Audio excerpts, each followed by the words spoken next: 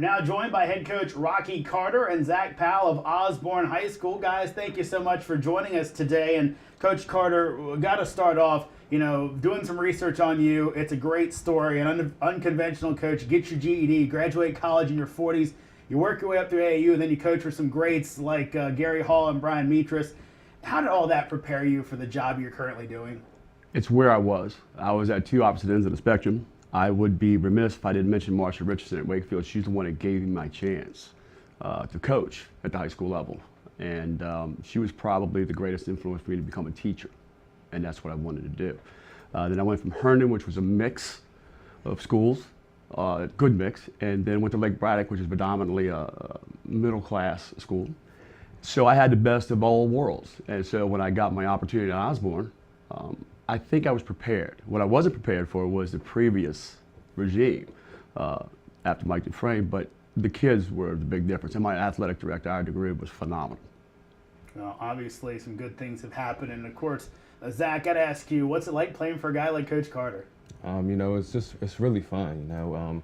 He keeps the game, he keeps us motivated, and the things he does for us, it's just amazing. He sells out for us, and the type of person he is. He never lets us down, and never lets the coaches down. He doesn't want to see us. He doesn't want to see us fail. And if we fail, he always wants to pick us back up and let us succeed. And that's the biggest part, playing under him. Big stuff for Osbourn basketball. We'll talk more about the on-court product with Osbourn coming up right after this. Hello, everybody, and welcome to an all-new season of Top Plays here at AllMetSports.com and WashingtonPost.com. I'm BJ Kubarulis. All right, like the previous 3 seasons, we're continuing our exciting interactive high school basketball show, a show that allows you, parents, coaches, players, and fans, to send in your video submissions for ranking in our Top 10 style weekly show. Each week, we'll reveal the latest highlights, dunks, sweet assists, and bizarre happenings from across the region. All you gotta do is tweet me the link. I'm at BJ Koob, and remember, you gotta hashtag it AllMets. You can send in your Huddle, YouTube, Vimeo, really any video link, and we'll consider it for use in the upcoming episode of Top Plays. Remember to tune in every Monday to see if your video made it at AllMetSports.com. We'll see you soon. We're back with Coach Carter and Zach. And Coach, obviously you got some good players, especially the guy sitting next to you, and Zach Powell. Talk a bit about his game, what he brings to the court.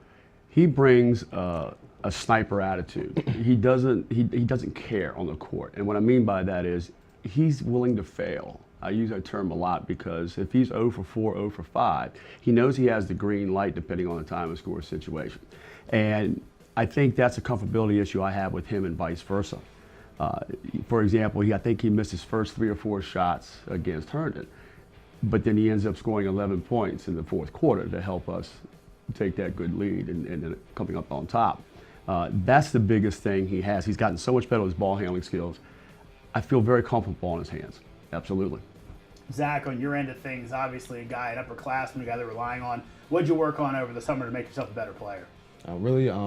A lot of strength and conditioning. Over the summer we had assistant coaches out there working on the track and getting stronger, going to the weight room, getting up early and doing some things like that, getting stronger. But also, like Coach mentioned, was ball handling and speed, different agility things like that, to get just the little things to help us for the season. Now, Zach's not the only guy on this team. You got some other talented ones as well. Anthony Pearson, football stand-up for you. Talk about him and some of the other guys who are going to make this Osbourn team go. Well, AP, we call him AP, is a phenomenal athlete. He may not pass the eye test, but when you see him play, he's got such a great feel for the game. He can attack the rim really well. He can finish, and of course he can knock down a 3. Now, the way that we approach the game is we give these guys a lot of opportunity to expand their game, and they're supposed to work on that in the spring leagues, the fall leagues, and they've done that. And Anthony is going to be a big help to us this year, and I think as he gets his basketball legs under him, the sky's the limit for him. It really is. We have a sophomore point guard, Drago Hogan, who's going to run a lot of the point for us. We're asking a lot of him. He didn't play a whole lot last year. He's going to be playing a lot this year. And then we have David Moss, who is also another senior of ours, who's just a high energy guy. And it's going to be very interesting to expand his game, or watch his game expand, I should say. And he hasn't played that long. hasn't played organized sports that long with regards to basketball. So we have an opportunity to do some things. Of course, we have I'm missing somebody here. Who am I missing? AP. Who am I missing? I guess that's a good thing. Connor. We do. Donovan Breeding is our post this year. We're looking big things for him. He's a young man that is a junior that didn't play much at all, although he was on there as a sophomore last year. I think we had 20, 19, and 14 from Zach, AP, and Donovan. So we got guys that can do some things, but we're a different basketball team than in the past. And they bought into it. When you're changing styles from one year to the next, losing two of the quickest guards in our region, to now we're not as fast as we were. Guys like Zach and Anthony and whatnot, they're helping us. And they've expanded their games, which is going to help us, we hope, down the road. We're preparing for that now for our district play. That's what we want to do. We want to aspire to be some of the teams, like a Battlefield, like a Potomac, and what Keith has done over there. Of course, you mentioned that. Where do you think your Eagles stack up in the district? Well, we've had a lot of changes in our district. We've had 2 coaching changes in our district, and Steve Miles over at Osbourn, and of course Rivers over at Patriot. And they're competitive. They've already made them competitive. They're better than they were last year already. So I really have no idea. Coaches like to say that all the time. Say, well, we're not going to be really. We have no idea. We just have to worry about what we need to do. And once we do that, I think the things will take care of themselves. Zach, one last one for you. I know some of these rivalries with some of the schools in Prince William County go back years. What's it like playing in an environment like that where everybody really likes beating each other?